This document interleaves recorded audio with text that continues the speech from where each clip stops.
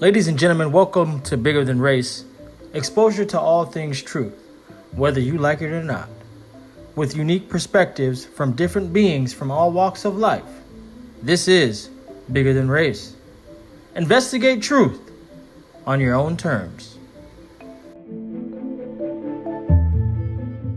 Welcome back to Bigger Than Race. Boom, give me all your bitcoins. Ladies and gentlemen, welcome back to Bigger Than Race. This is your boy, Brando, aka CrytoPapi. And we are back with part 2 of Beyond All the Money. And now you know I'm with my lovely co-host, Sparks Flames. Talk to the people. Hey Brando, hey Bigger Than Race, hey guys, how y'all doing? We're all blessed. We are blessed. Now, why don't we just briefly touch on an overview of part 1 and enlighten the new viewers, listeners, to what is behind Beyond All the Money. Okay, so let's start. Okay, so in part 1 we discussed mainly Ripple, the members. We touched briefly on the members of the Ripple team, and we spoke about the XRP ledger and how big it's going to be, despite of the, if I may say, 29-cent price. Mm-hmm. Yeah. What about the 29-cent price? Well, at least now people can't call it a 19-cent coin, if I can put it that way. We can definitely see that it's being manipulated.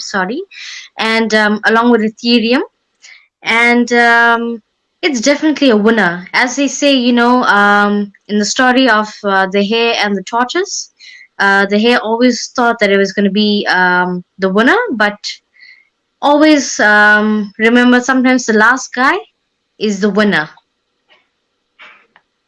Very true. The last guy is the winner. Mm-hmm. Yeah. And I mean, they always say nice guys finish last. And then, the saying that I go by is patience is better than being first. Yeah. So, yeah. So for me, like, I understand what you mean by that. So what else did we talk about in part 1? We talked about the relationships with Ripple, XRP. We talked about, we talked about basically many different things that connect to all the money. Well, beyond all the money. And we also spoke about how XRP, how it's been, if I can say, dissed by other investors and stuff.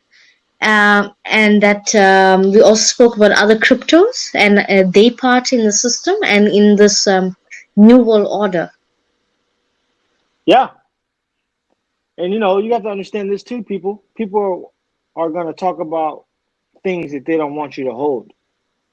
You have people that are against you and they're hiding in plain sight. They could be fellow YouTubers, because you don't know if these YouTubers, what agenda they're playing for. I mean, there's YouTubers out there that shill coins every damn day. And I know they're benefiting from it because they have people who are asleep who just go out and run and buy these coins without doing any research. That is so true. And not only that, I was watching, I'm not going to mention the name of the channel, but every other day, it's about the same thing, the digital dollar, and how it's going to, I don't know if people read the information properly or the white paper of the digital dollar. We're not saying that XRP is not a winner. It is. Of course, it's one of the many winners in the space. But people tend to misinform others out there who don't do their own research. And that's a problem in the space, Brando, because a lot of people don't do their own research. They always say do your own research, but very rare you get those people that do it. So obviously people are misinformed. People say buy certain coins, and because they've been promoted by certain YouTubers. Absolutely. And you may not say the name, but I'll say the name because I notice it. And I mean, I honestly like Brad Kimes. I like the digital perspective. What is it? Digital perspective? Yeah. Mm-hmm. He changed his name to, and that's what you were talking about. I mean, there's only so much content you can speak on about XRP, and you know, I mean, a lot of them do a good job on staying up to date. But let's talk about some other stuff. And guys, you got to do your own research. Everybody's not your friend. I'm your friend. Sparks Flames is your friend because we're bringing you the truth. I would Mm-hmm. always, I would always, regardless how I feel, anybody who tells me the truth, I would respect that relationship more so than anybody else. And I just want to say that I appreciate all of the people who talk and comment and subscribe, all of the new recent subscribers. We've had a nice, steady growth. I think we've crossed over 650 subscribers. Ladies and gentlemen, Wow. thank you. Give yourself a round of applause for tuning into this truth because we're going to give it to you whether you like it or not. Now, did you want to say something, Sparks Flames? Because Sorry. I'm feeling like a frog today. I'm ready to leap. Sorry, I just want to say, yeah, guys, thank you for subscribing to the channel. We really do appreciate it. It's nice that that this channel is growing. People are listening to us. I mean, I showed my friend part one of Beyond All the Money, and they were blown away with the information. I mean, they were like, we don't hear this on CNN. We don't hear this on BCC. We don't read this in the newspapers, but yet about 2 weeks back, the South African government just implemented the Ripple system into the upon the ecosystem of Ethereum. That's what they did exactly. And when I spoke to my friend who works at the bank, she looked at me like I was talking nonsense. She thought you had 4 eyes, didn't she? Yep. Little did she know you have 7. Mm-hmm. You didn't even catch that joke. You got 7 eyes and 7 million in the bank. And I believe that seven eyes is all around my head, Brandon. Because to be honest with you, I'm watching out. What is the next move that Ripple is making, and what is our government doing behind our backs? Because it's actually kind of scary. Oh yeah, they're doing a whole lot. That's why they have us consumed with a lot of bullshit, so that they can talk about this world currency. And just a segue, Mm-hmm. I want to read this article called "Get Ready for a World Currency," and this was from the Economist magazine in January 9th, 1988. Get ready for the Phoenix. Now, if you do the math, 88, 98. So in 2008, but I think their timeline, well, actually, no, their timeline was right because in 2008 was the crash. And then in 2009, the blockchain was born. Bitcoin. Bitcoin. You heard my daughter. She said she want all your Bitcoins. Now, 30 years from now, Americans, Japanese, Europeans, and people in many other rich countries and some relatively poor ones will probably be paying for their shopping with the same currency. Prices will be quoted not in dollars, yen, or D-marks, but in, let's say, the Phoenix.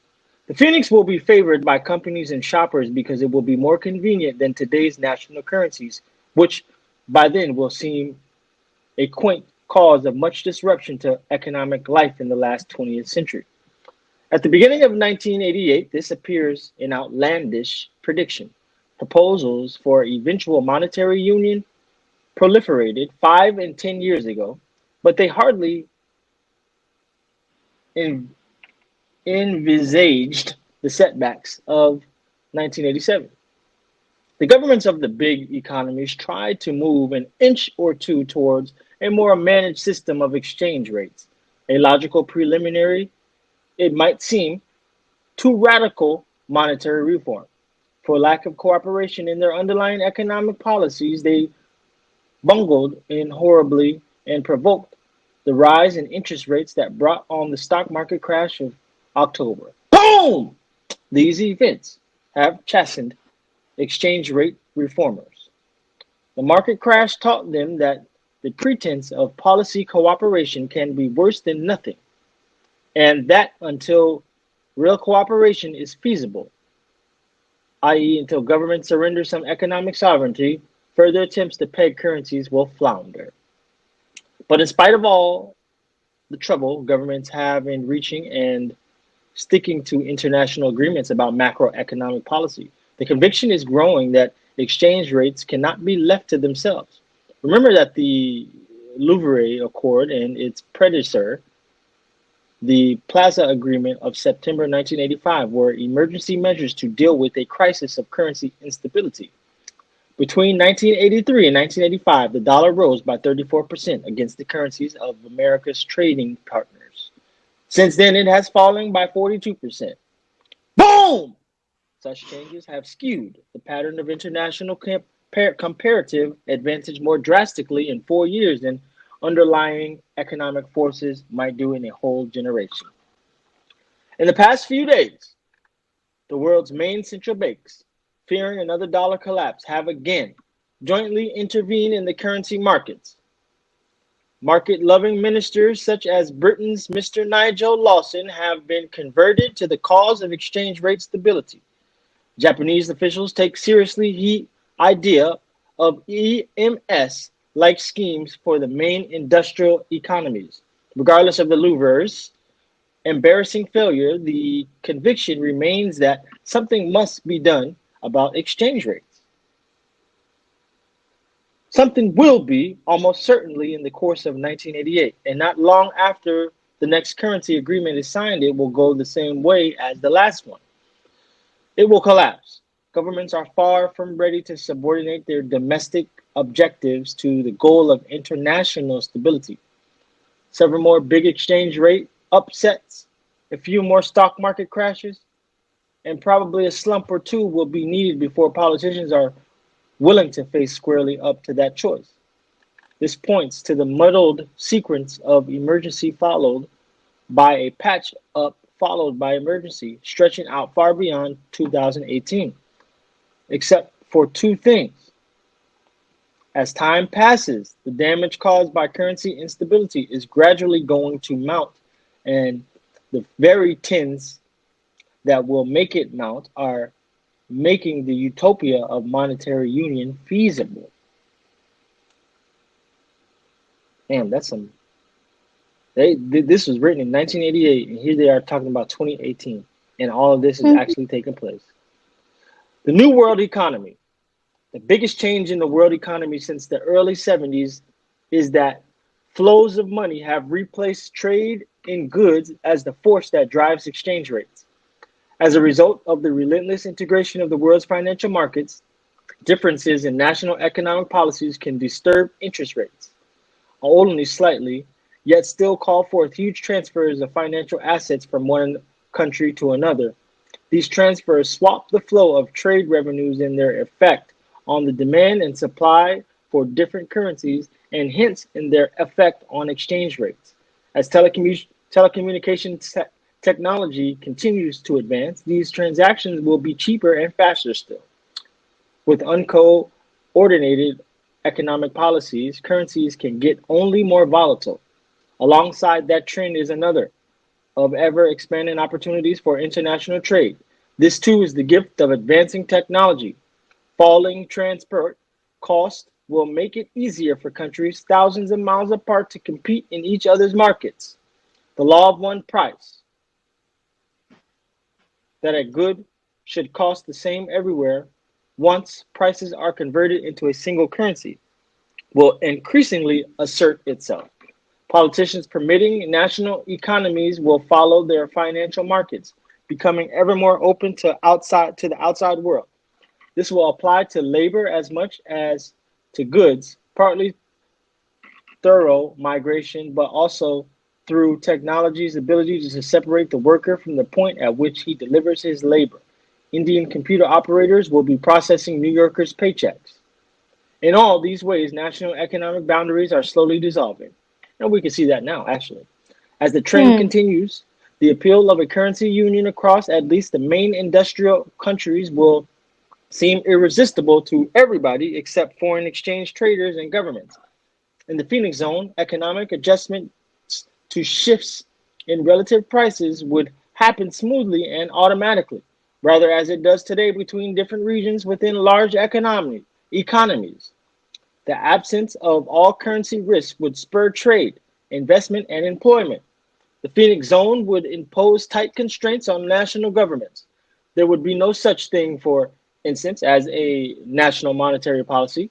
The world Phoenix supply would be fixed by a new central bank, descended perhaps from the IMF.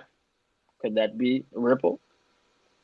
Mm-hmm. More inflation rate, and hence, within narrow margins, each national inflation rate could be in its charge.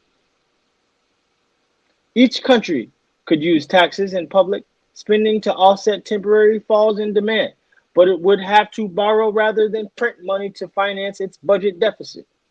With no recourse to the inflation tax, governments and their creditors would be forced to judge their borrowing and lending plans more carefully than they do today.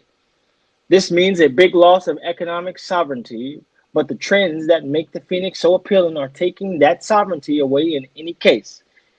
Even in a world of more or less floating exchange rates, individual governments have seen their policy independence checked by an unfriendly outside world.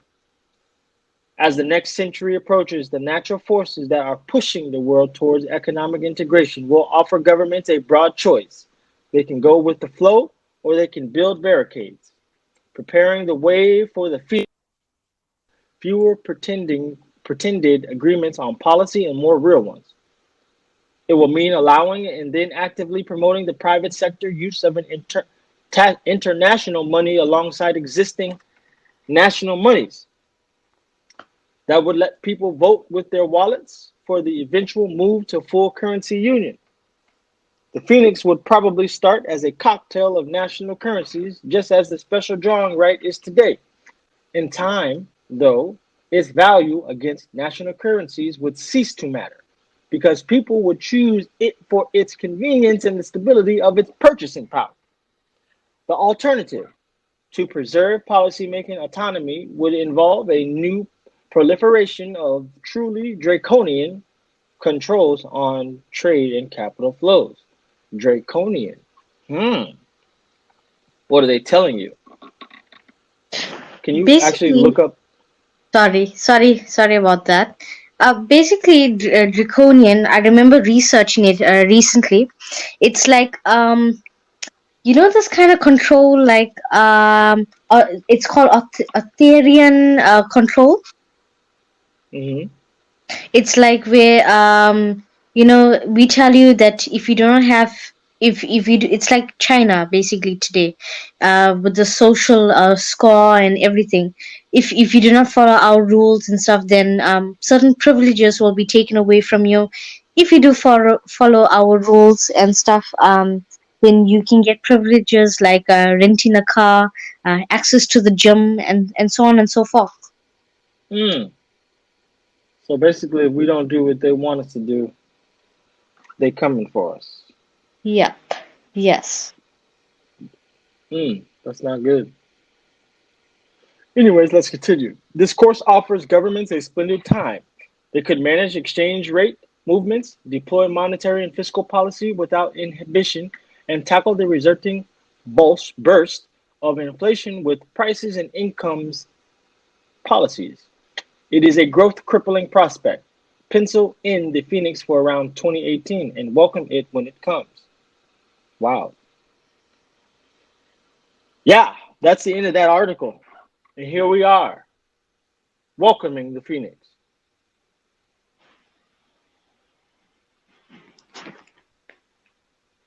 Sparks, are you there? Oh, sorry. Um, Doesn't seem like you were welcoming the Phoenix at that point.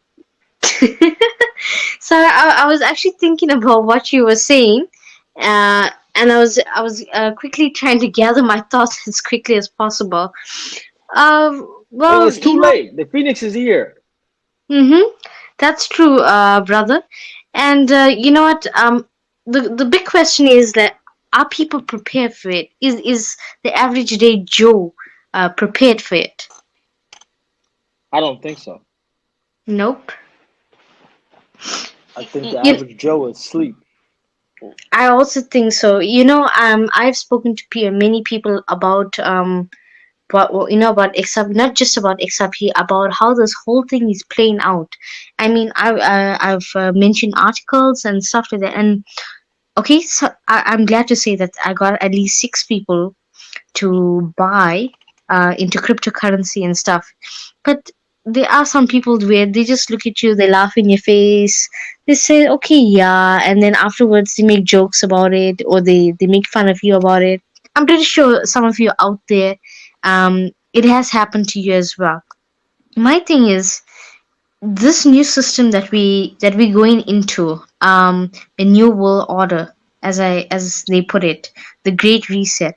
We are moving into a place where a virtual reality where they can see everything that we can do, especially with our money, what we do with it, where we spending it, how much are we buying it for, um, and all these things. And the saddest part is the biggest crooks in the system has their own blockchain. I'm pretty sure, Brando, you were talking about it the other day, where the banks got their own blockchain where they can do their own money laundering, like Quorum. yeah, same one. And if I'm not mistaken, that is by J.P. Morgan. Correct. Yeah, and Quorum is actually here in South Africa. That's what when I was talking about the Ethereum system that the South African banking services is based on. That's the exact same system, and all our new fintechs is connected to the system already. Wow. That's big. Hmm. You know what that deserves? But Boom! that's true. That's definitely a bomb right there. And if you're not woken up by that bomb, you're definitely sleeping with your eyes open. Yeah. You sleep with your eyes open. I think something wrong with your ass. Anyways, let's dive into this EARTHPORT documentation. I know we've touched on EARTHPORT before in previous videos, and there was something that stood out to us. And I'm going to scroll down to page 15 and 17. And here we are. Okay. We're looking at EARTHPORT's clients, and this is a representative sample. So EARTHPORT's clients are concentrated into 4 discrete categories: banks and financial institutions. Rapid advances in technology combined with significant shifts in consumer behavior are transforming the payments landscape within banks and financial institutions. To confront new and non-traditional threats, these institutions are seeking effective payment solutions to avoid becoming disadvantaged in the fast evolving environment. With EARTHPORT, financial institutions are expanding their geographic reach for international payments and capturing the revenue streams that are generated through FX while increasing margins through efficiency. Global financial institutions, including Bank of America, Merrill Lynch, and Banco do Brazil, use our services to capture additional revenue streams by offering new differentiated payment propositions to their commercial, small business, and retail customers. EARTHPORT clears transactions locally across the world through a network of banking partners, including Barclays, Bank of America, Maybank, SABE, and Standard Bank. Now you can see here these clients. We have Bank of America, Merrill Lynch, Japan. What is this? Japan Post or Post? Can't make that out. Stripe, Zoom, Banco, Azimo, and these other ones. And this is just a slither. You can also see the global bank network partners: Santander, Barclays, Credit Suisse, ING, Standard Chartered, Lloyds Bank, Maybank, Unicredit, Standard Bank. I mean, they laying all in bed with these guys. This is why EARTHPORT is such a big deal. Now, did you want to say something about this? Hello, Sparks.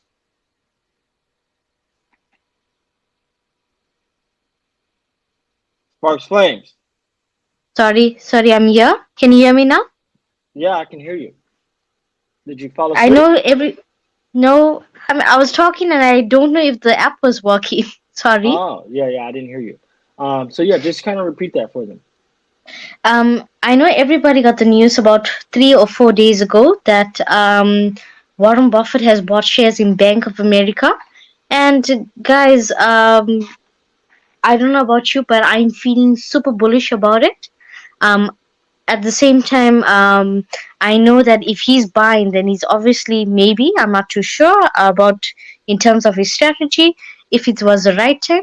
But nevertheless, you know what? When big investors see potential, especially in Bank of America, because the Bank of America is one of the banks that is owned and controlled by the Rothschild, along with Goldman Sachs. So, guys, the CEO of Bank of America is calling for a cashless society. Everybody can definitely go and see that article online. And we move. If you're having any doubts about XRP or and stuff like that, I mean, come on, you gotta wake up. You're not. You're behaving like what they would say is a average investor.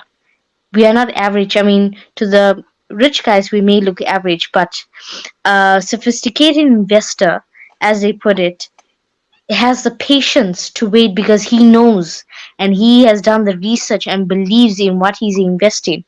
And I think, guys, that that you should be super bullish in regards to this news, because as we have stated, I'm not sure in a previous video, EARTHPORT is owned by the Rothschild.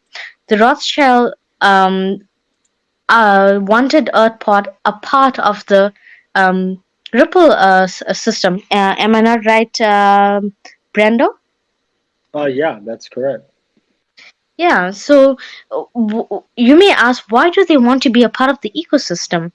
Well, guys, this is my personal opinion.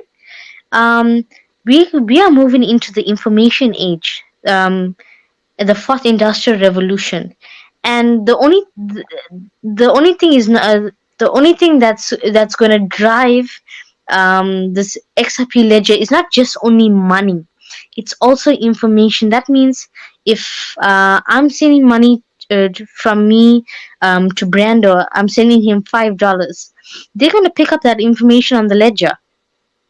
And as they say, information is the new oil of the system. Over to you, Brando. Yeah, oil is the data. The data is the new oil, and they want everything. So I think it's time to stop thinking small-minded about your investments.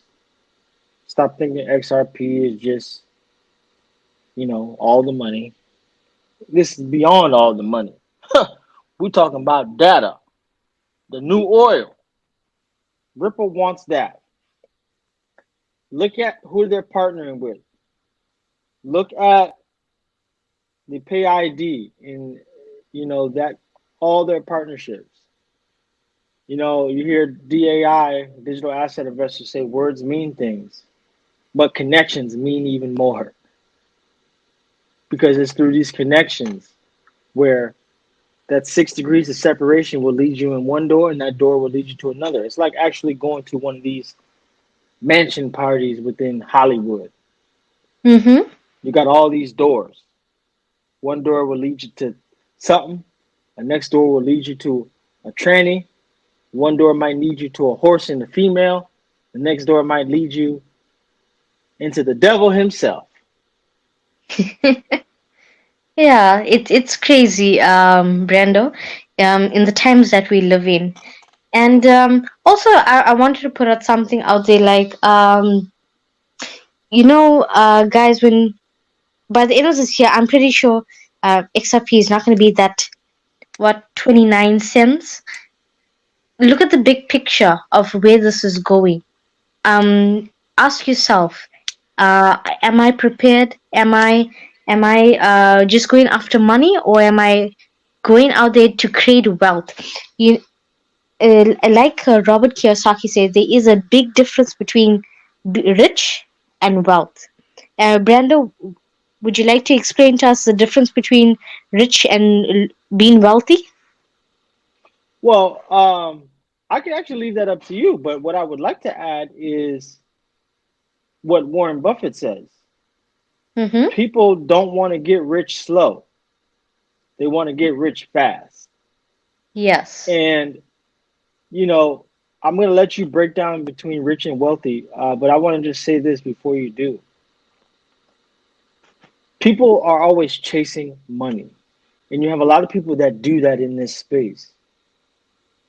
Because you have so many people talking about this coin going up, so you want those gains that that person have.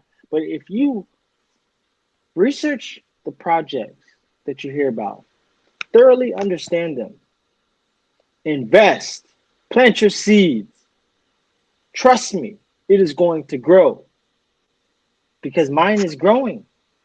Mm-hmm. Did I invest in certain coins like Ocean Protocol? No. You know why? Because something told me not to. I'm not saying that Ocean is not a great project, but I know what I hold is even greater. And it's the Amen, patience brother. game that is Mm. going to take me over to the top. Now, why don't you break down the difference between rich and wealthy? Because I like to hear your accent when you speak, and I'm sure the audience likes to hear it too. Well, the difference between rich and poor, Brando, basically, okay, rich is like your middle class. I mean, they dress up well, they have fancy cars, they have good homes, good food, but they are buried in debt. They do not have. They have to work very hard at the employment place of employment in order to get a certain flow of income to support all this. How would I say, to support this illusion of being rich. Yet Right, the wealthy, yet the wealthy have assets such as businesses, real estate, and such that works for them and creates a cash flow for them. right. I've been rich my whole life then. Wow, I'm jealous. I won't lie. I am. Well, but no, but see, now it's actually important, because it's not how much money you make, it's how much you keep. Like I think to myself, I'm seeing all my friends and people just, thinking they doing it big. See, I want to be that quiet millionaire. You don't Mm-hmm. know shit about me. You don't know how I make it, what I'm doing. Because I have people all the time. How are you making money? Like, what do you do? Don't worry what I do. Just know I'm doing something. Because I always believe never tell the left hand what the right hand is doing. Amen, brother. So what people don't know, they can only assume. And I love when people assume shit about me because I just laugh while I'm looking at my portfolio and my assets. See, wealthy individuals buy assets, things that appreciate. And when you hear about Warren Buffett buying stocks that pay dividends, I want you to understand the opportunity. This is the same system. Well, okay. It is the same concept different system. You have cryptocurrencies that are paying you staking rewards, which is just like dividends. That's the new dividend on steroids. Period. I'm making Mm-hmm. 40% staking Matic. A lot of people don't even know what Matic is. Every coin that I can stake, I'm staking it. I'm staking it like a steak. Yeah, same here. And Uh, I like my steaks medium. But this steak I want well done. I want this shit burnt to the crisp. I want all the steak and rewards. yeah, even same here. I mean, like, there's different ways of staking it. You can stake it on the Trust wallet. You can stake it on. I know for Pondi X is the X wallet. Tron has its own wallet. VChain has its own wallet. For your XRP and XLM, there's wallets like Nexo, Bitrue, and stuff. I mean, they you won't believe it. I'm glad I woke up to the space. But this is like a level playing field, you know? This is like giving the average Joe out there to a chance to become, one of the 1%, as they put it. Yeah. And like you just said, people always I think people have this misunderstanding about the level playing field. The level playing field doesn't have to do with like the countries and all this stuff. They already been leveled out. Okay? They're Mm-hmm. above the masses. They're all in those backdoor meetings. They already been at a level playing field. A level playing field is for the people who were not able to play in the same game as the rich were, but now we are. So, example, we can now invest in startups or private companies. Before we couldn't do that. Mm-hmm. Now we can. We don't have to be an accredited investor in order to invest. Now, certain opportunities, yeah, but there's a lot of opportunities that are out there for us, and I'm going to go over some of them in another video. I got some exciting stuff coming. Well, we do, but yeah, it's a whole world out there, ladies and gentlemen. So you need to understand what the level playing field means, and please just don't go out and buy stuff because you hear us talk about it. Can you make money with it? Yes, because I'm not going to just talk about no BS. It's actually stuff that I have skin in the game with. Okay, and when I say I got skin in the game, I'm naked in this game. I've been naked for the last 5 years. So anything I say, you could pretty much trust it, but still do your own research because I'm not a financial advisor. I'm just somebody that And and neither am I, even though I worked in a bank. right. So you know how it is, and also I advised uh, people on their financials in regards to when they pass away. So you know we are advisors, but we're not advisors for you, not here. Anyways, let's dive into this new image right here. This is still in the EARTHPORT, distributed ledger hub for real-time payments. As you can see, the EARTHPORT client on this end, instruction through the gateway, through the hub, which facilitates to the market makers on both ends. And who do we see as a market maker? We see Ripple,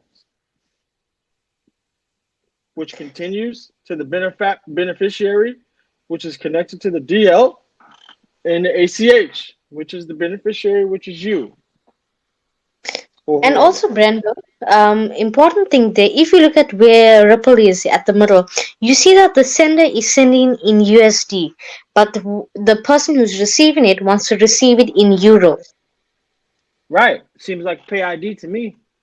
Mm-hmm. See, guys, they created the system right before us. And these cryptos that we hold are protocols to the internet of value for this particular company, as I quote my fingers. So if you don't know that, how could you even value what you hold? You sitting here talking about the price of XRP, bitching about it. You should be accumulating. Gentleman You talked know, about AGI, right? 2 cents yes. under a penny and change. Now it's going up. It's almost 4 cents. But even Wow. now, it's still a good buy because where this coin is going to go, ladies and gentlemen, it's going straight to the goddamn moon. Beyond it, And also, I remember watching a video, about AGI. I know we're getting a little bit off topic here, but I think AGI is, I know Ben said that by 2025 that it's going to go live, but I believe it's going to be sooner than that. What do you think? yeah. I think he said 2026, but I do believe it's going to be sooner than this than that. I mean, they always tell you things and they be lying to you. I mean, art of war. Appear far when you are near. Ladies and gentlemen, they have robots ready to rape you. Okay? I don't think you heard that joke, did you? Maybe it wasn't the best joke. But when I To be say, honest, to be honest with you, I didn't know how to take that. I was actually quite shocked. yes, I say shocking things, but literally, they have robots ready to rape you. They're going to rape you of your jobs that you thought you had. They're going to rape you of things that you used to do that you are no longer going to do. They are going to be your friend. You will wake up and communicate to robots on a daily basis. Why? Because you're going to have your own assistant AI who will talk to you, tell you things like the time. I mean, listen, you are already using artificial intelligence if you have an Alexa. Okay? So don't be all shocked when you're sitting there telling your damn Alexa to turn on a different TV show or a different music, or you ask Alexa certain questions. Isn't it nice to be able to talk to a robot to find out things that you're too lazy to go and research yourself? Mm-hmm. And see, some of you guys are already enrolled into it because you listen to YouTubers who tell you things and you don't go and fact check it. Sure. Yeah, that's true, Brando. You know what? Like I said early on before, doing your own research is very, very important. At the end of the day, nobody's perfect in this world. Nobody can give you the accurate picture of what's going on, especially in this space, because all of us are in it, but we are not. We don't know what they exactly what these guys are up to, because obviously David Swartz even said he would say, but he can't because of NDAs. And so therefore we all sitting here, all we have is the facts. All we have is recordings of meetings that they have had, and also white papers and other documents that have been published. What we all doing here in this space is that we know which projects are going to be the big winners, and we know who's connected with who as well. And we know we're gonna come out of the space with bags of money. But also we also know that this is going to be a new world that we're entering, and um, yeah, a new world that we're entering, and we're gonna be learning.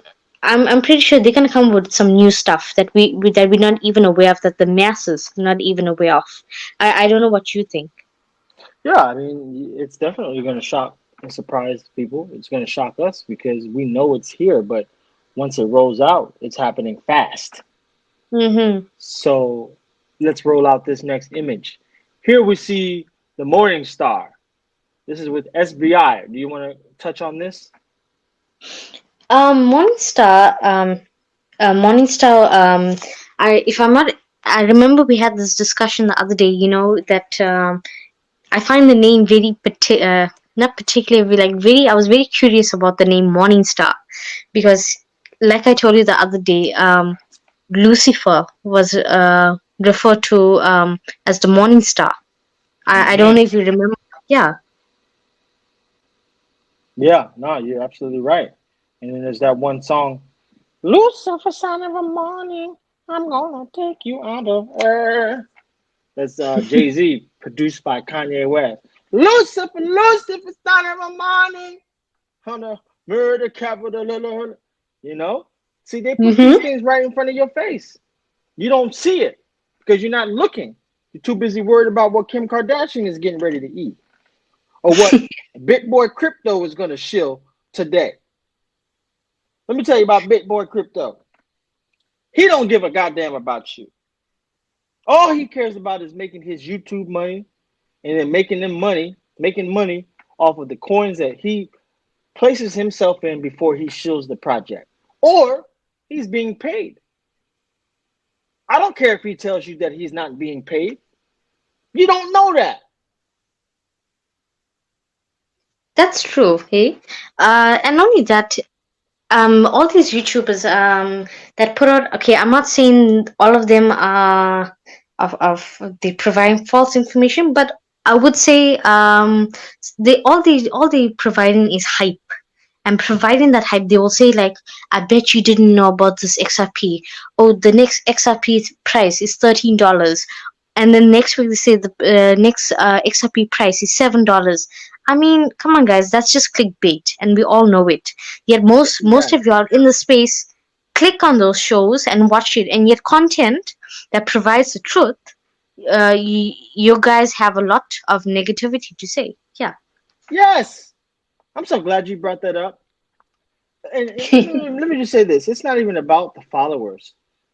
You guys follow people who definitely clickbait. I mean, I have seen these channels blow up rather quickly too, okay?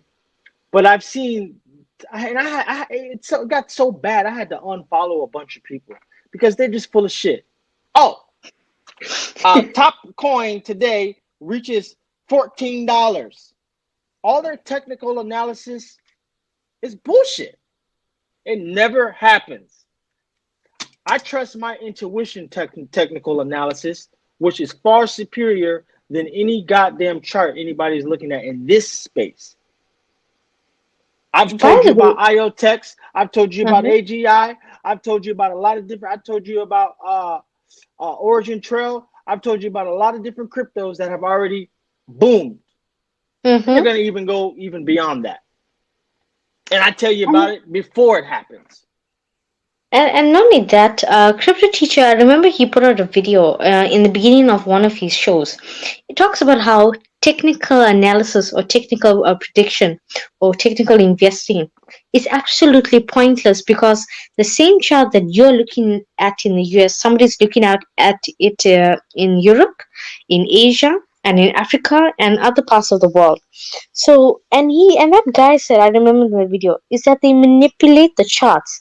When people think it's going to go one way, it does the exact opposite. And that's how people lose money in the stock market. That's why people don't want to invest. But it surprises me that people will put more money into their pension, and where their pension is, those people are putting those people's pensions in the stock market. Exactly. To catch 22. And back to this SBI little diagram. They have 50% XRP, 35% Bitcoin, and the rest in Ethereum. And this is the SBI. That's the SBI holdings, right? Yes, definitely. And it surprises me that, okay, I'm not saying I'm not hating on Bitcoin, but it surprises me that they hold a little bit of Bitcoin compared to Ethereum. I mean, Ethereum is gonna be like not. I'm not sure about other projects, but I know it's a foundation for many other projects. Like I know here in South Africa, as I said, I know in the US, in their financial systems as well, and I think, okay, Brando, you can correct me on this, but I think personally XRP and Ethereum is being manipulated. Oh, of course. I And think the whole Bitcoin, market, all of them are being manipulated. yeah, and Bitcoin has become that gold shiny coin that these banksters are throwing out there for the masses, and therefore distracting them from the real, uh, from where these people can actually make real money, if you know what I mean. Oh yeah, I know what you mean because that's exactly what they do. They tell you one thing in front and do the opposite behind the scenes. And it's just Yeah. like a lot of these crypto YouTubers.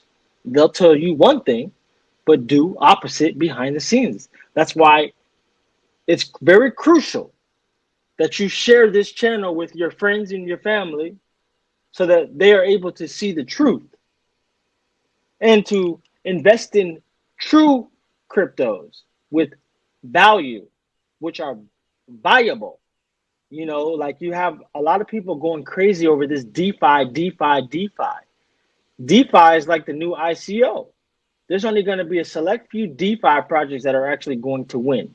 So instead of me chasing a goddamn DeFi project, because I'm already in some, but I've invested in the good ones that are connected to some major players. Yeah, So and I also looked into DeFi, and those coins that are going to be dealing with Wall Street and with the banks and stuff. And I think you told me about it, and I looked into it as well. Is Algorand?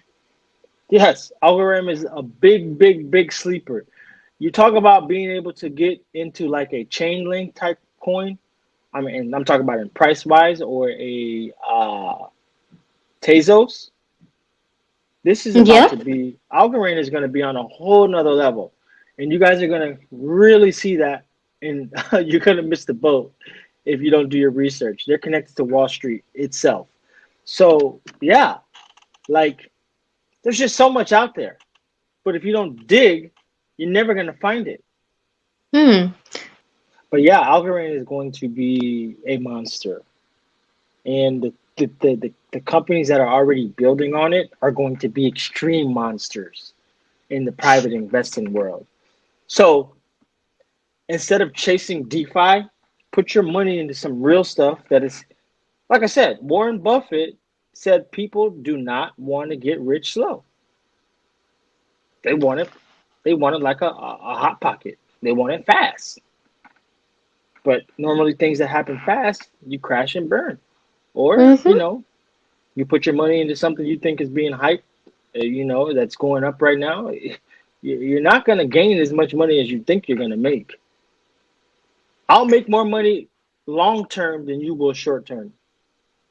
That's Mm-hmm. guaranteed. Because even Warren, Mr. Buffett, didn't he bet somebody $1 million that he could, invest over time and outdo the S&P 500 or something like that? Like they were Oh trading yes, that as, it was like a 10-year bet or something, if I'm not mistaken. yeah. And his method won the beat out the other guys. Yeah, and speaking about Warren Buffett's strategy, there's something I would like to talk about because I did some research into it. He says his strategy comes from it's a 600 BC plan. If you watch one of his interviews, he talks about it, and it's from the Middle East. Now, if I'm not mistaken, his strategy plan sounds like something that came out of The Richest Man in Babylon, where this guy tells his buddies, "Hey, this is how I became rich. I make every one of my copper coins, silver coins, or gold coins a worker for me."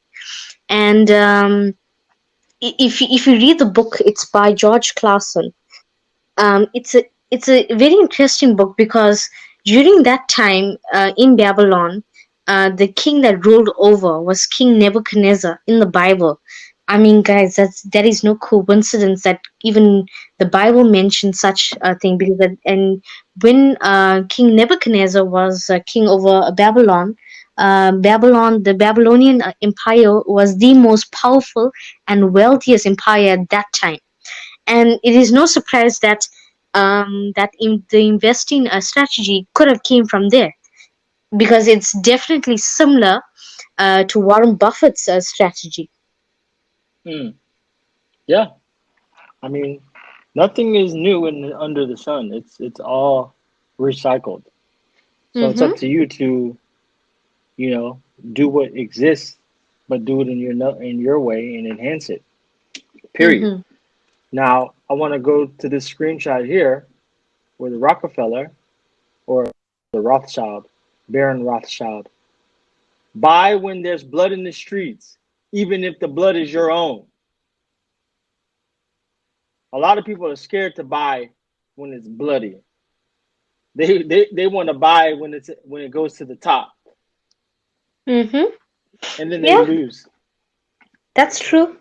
And you know what? It's painful. I know for the rich people, it's easy for them to invest because they have capital at their fingertips. For us average Joes, we have to sell our stuff, our liabilities. We have to sell that old junk pile that we have accumulated for years. But you know what? You are if you have done that as you are watching this, if you have done this, personally, I want to say I have done it, and I want to tell you congratulations. You have um, you are going to achieve not just in monetary wise, but in so many ways. You are going to be blessed, and if you manage your wealth and your money well, your generation is going to be blessed. Absolutely.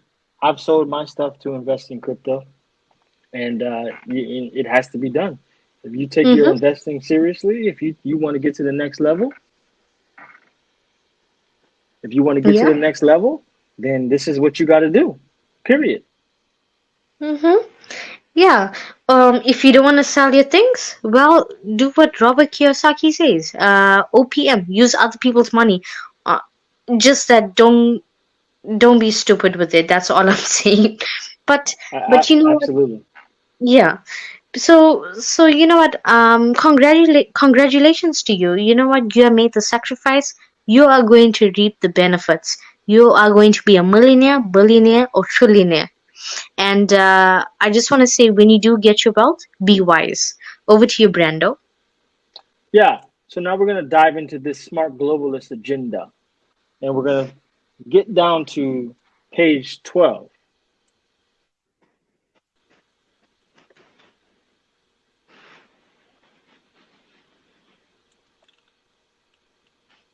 And I wanted to touch on the dollar as the great facilitator. The role of the dollar as the world's money is the key to the enduring distortions of globalization because it allows both America and the neo mercantilist to be irresponsible. Only the United States can buy and borrow its own currency. As long as other countries keep larger dollar reserves, America can consume more than it produces and simply print dollars to cover the difference. Savings and deficits really don't matter to the United States. America can cut taxes, reduce saving, and increase spending with no apparent cost. At the same time, however, the neo mercantilists can oversave and overproduce because they can tilt the world by intervening in currency markets to keep the dollar strong and their exports rising. Germany, of course, runs large trade surpluses in the face of strong floating euro, but Germany's surpluses are mostly with other EU countries. On balance, the EU runs a current account deficit and big trade deficit with Asia. They can also fund the excessive consumption of the Americans by providing vendor financing in the form of purchases of U.S. assets, thereby providing that last link in the Ponzi scheme chain. In this way, all discipline is removed from the system. The United States is free to overconsume and overborrow, while the neo-mercantilists are free to overproduce, overexport, and overlend. All parties Wow. may feel good for a while, but when the music stops, as it appears now to be doing, there is going to be much pain. This could not be the case, but for the peculiar facilitator role of the dollar. This is what's happening now. Yes, definitely. You know, while he was reading that, that just reminds me of something. That's like, the US has created debt. So they sell that debt to Germany. Germany sells that debt to Asia, and the debt gets passed on and on and on. It's like you buy in debt all these junk bonds and stuff like that. I don't know if it sounds like that to you. Yeah, I mean, I'm listening to how you're saying it, and yeah, I mean that's exactly what it seems like. And this is the game that they play. And like I said, they document this stuff right in front of your face. Well, how many people are researching it? Very little.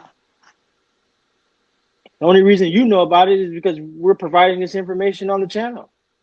And everything we're Yes. providing you is from documentation. This ain't coming off the top of our head. This ain't your regular crypto YouTube channel. Well, this is bigger than race. We don't talk just about crypto. We don't talk about just money. We talk about things that are going to enhance your life.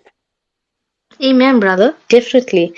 And talking about that, how America produces data and sells it off to other countries. Okay, I don't know if you guys out there are familiar, but there was, I think in the 1930s, there was a comic strip called, I think it was called, there was a character called the Mandrake Magician. Now, what was so fascinating about this Mandrake magician is that he created stuff out of thin air, out of a black void. And that's how I see the Federal Reserve, is that they create all this debt by printing money, and then to cover up that debt, they print another batch that barely covers the interest, let alone the actual debt itself, and they sell it to other countries like Germany and other like in China and stuff, and then so they could produce more and more and more. And you know what? I don't think personally, this is me speaking. I don't think the US is 27 whatever it is trillion dollars in debt. I think it's more than that. I don't know Of what you think, course. Brando. Yeah, I mean, look at it. We don't know what is going on because they have private ledgers. The governments of the world all over are like big ass Pinocchios. They lie all the goddamn time. Mm-hmm. They That's lie. true. Like You just the will other never day, know. Yes. yeah. Sorry, just the other day, our country in South Africa borrowed, I think, about 70 billion from the IMF, and people were like, "Oh, at least our country. I think it's a good thing for South Africa, and at least our government is doing something about to sustain the economy." In my mind, I was like, "Jesus Christ, forgive me for saying this for all you uh, Christians out there. Forgive Right. Jesus Christ. This is what they want. They want to be the lender of last resort. They want to be, okay, you desperately need help. We can borrow you 70 billion dollars or rands or whatever the case may be. But in the end, what do they want? The number one thing that they want, control. Yep. They want your life. They want control of everything. And now this seems like a good way to actually wind down and end the video. There was some information that we wanted to talk about, but I think we'll talk about that on a later video because this is Mm-hmm, actually over an hour now. And I'm sure this is jam packed with mm-hmm. information. And I appreciate your time today, Miss Sparks Flames.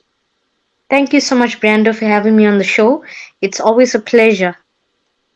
Absolutely. And if you would like, you can do the video on this, on what you wanted to share with that company. Yeah. And yeah, let them know. And And since it's your also, find, you should break it to them. guys, watch out. In the near future, give me about at least 2 weeks. I'm gonna post a video out on Pandi X because I have done some research and I got some interesting information on that. Ooh, I can't wait because I got a nice bag of some pundi. So Mm-hmm. yeah, I'm excited about that. But ladies and gentlemen, I want to thank you if you hung on with this info. I know we're not shilling you the top crypto of the week. I know we're not talking to you about a coin that's going to get you 5 million, 3 coins to 5 million. How can they even tell you something like that?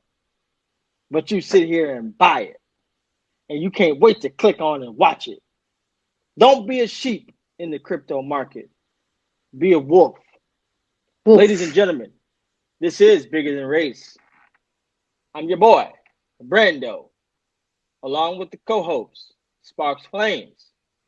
Investigate truth on your own terms. Give me all your bitcoins, babe.